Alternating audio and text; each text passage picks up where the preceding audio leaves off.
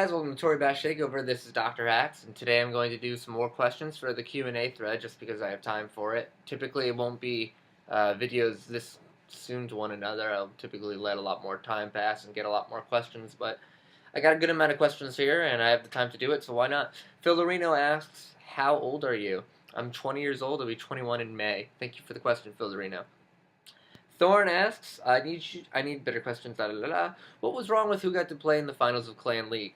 Well, I think the major concern is that when I think of Clan League, I think of a static roster that may be recruited for to win the Clan League by the end of round 1 or so.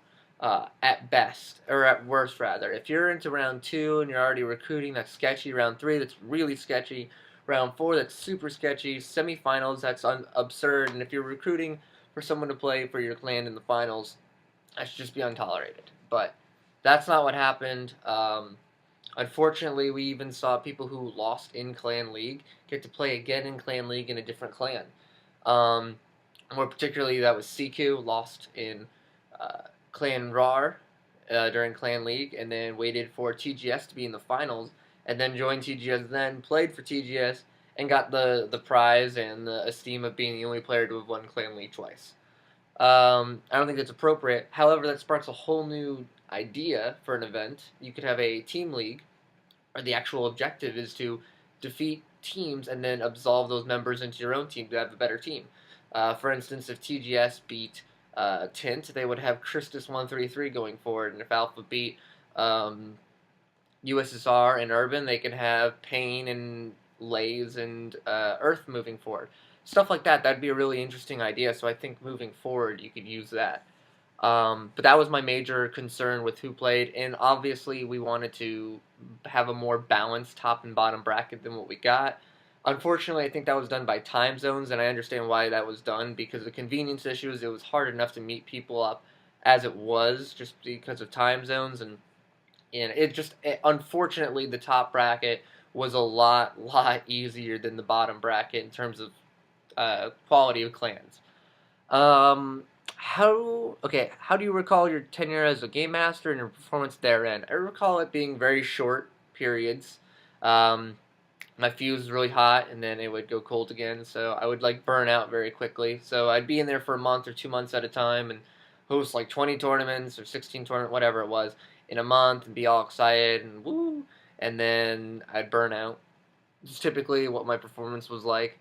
If I had any problems, it was due to ego or to anger management, things that I had to be called in for and talked about with you and Earth.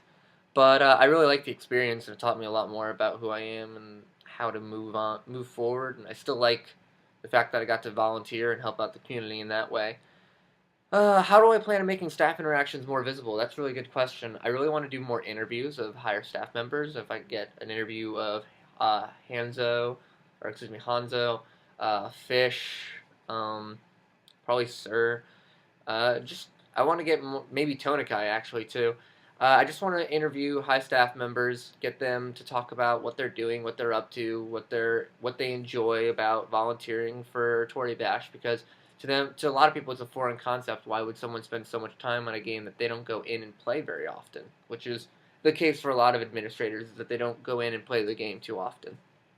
So that's one of the biggest ways, that I'm trying to make it more visible.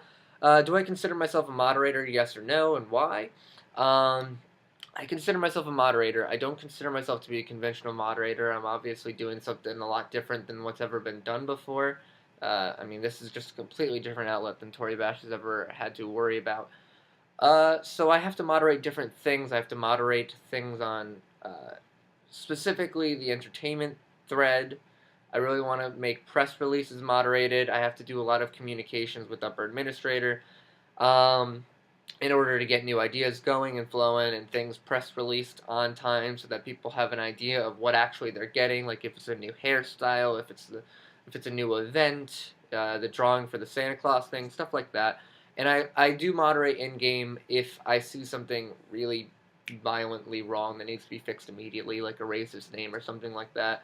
And if you find me in support in IRC and you want me to do something quick and easy, then I'll typically do it, like make someone an OP in a room or stuff like that. But for the most part, I let the supermodders do their job because they're the ones who've trained for it. They're the ones who've earned it, and I want them to feel like they're the ones that get to do what they have signed up to do. I'll even report a post or two sometimes just to let the people who are more experienced handle the situation. Um, and what's my opinion on the Russian community and the developments therein? I really like that we have such a strong minority group. I really do. I think it's awesome that the Russians have been such a large presence in Tory Bash throughout its entire history. I don't like that we don't have uniformity. I don't like that it's not as close as it should be because Tory Bash is supposed to be a very small, tight knit, awesome cult community, and unfortunately, um, I feel like the Russians took a step away from that when they made their own website, and I thought that bringing a official board here would maybe help create more uniformity. But in fact, it looks like it's splitting even farther and farther apart. So I don't have an official opinion on that. I know that Sir and Hamp are the ones that are making the official decisions on the Russian community and what to do with all of that and the Russian market and everything. But I have to hope that they're making the best decisions within the Russian community's best interest because I just simply don't know how they feel about that. And I thought we were best friends. Rest in peace. We obviously can be. Just send messages and just be like, "Yo, what's up?" And I'll be like, "Not much, dog," and then it'll be cool. Yeah. Thanks for the questions, Thorn. I really like them. Manly Potato asks, "How has your admin mod or TTO house status changed the way other users act around you?"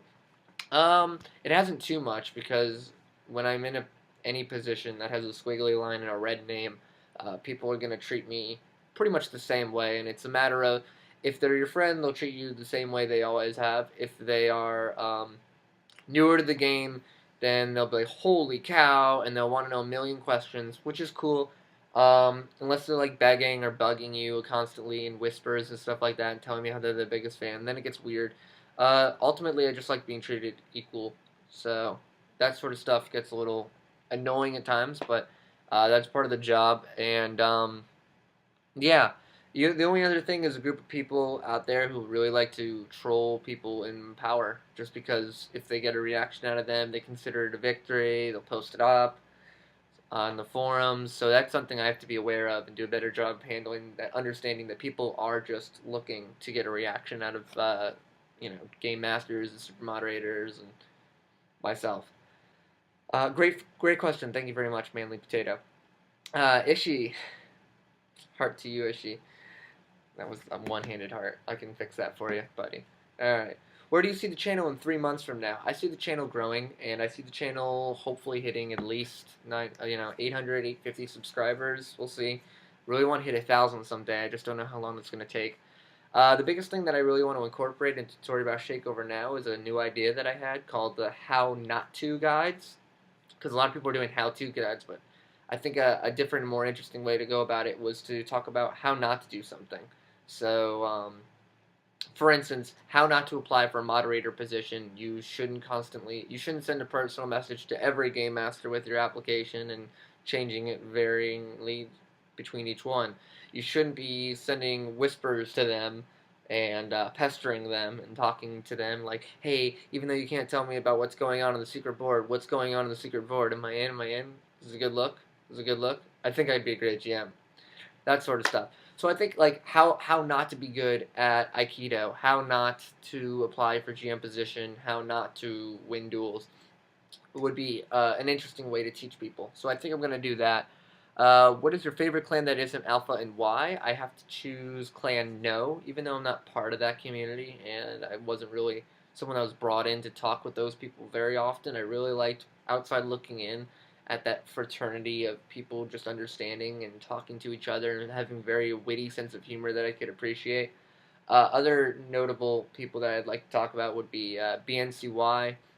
I really liked BNCY. More or less, War Hero was a really cool person to talk to, and Vesp, people of those nature. I really liked Inquisition too. Lightning Kid has always been a really humble guy that I really liked. But I'll stick with no for my actual answer, and some honorable mentions like them and RAR and whatnot. What things should I make the next person who asks me a favor draw? Ooh, okay, so the famous Ishii drawings. I would recommend 2 Shovel Knights riding elephants into the distance of a sunset that found a way to be dark and light at the same time. That would be your next drawing. What is your least favorite Pokemon? God, I'm random. What is my least favorite Pokemon?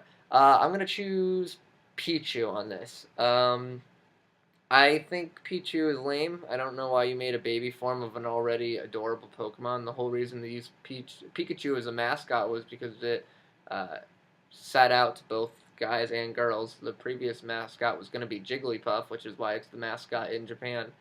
And also, I'm a really big Super Smash Brothers fan. I've always played competitively in that game, and Pichu is terrible in it.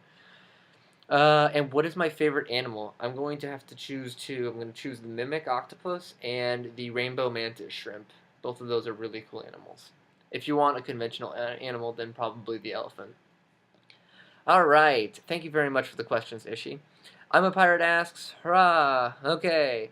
Would I be interested in a collaboration with him and doing some 15-minute legit videos about how to participate in official mods? Absolutely, but you need a better microphone. That's the biggest drawback, because I did an interview with you and it was way too quiet. But I really like to hear your opinion on dueling more and Aikido and Lenshu and stuff of that nature. So yeah, I can absolutely see that happening. Will there be any game events in the name of TTO? There already has been, and there will be in the future. So yes, for sure.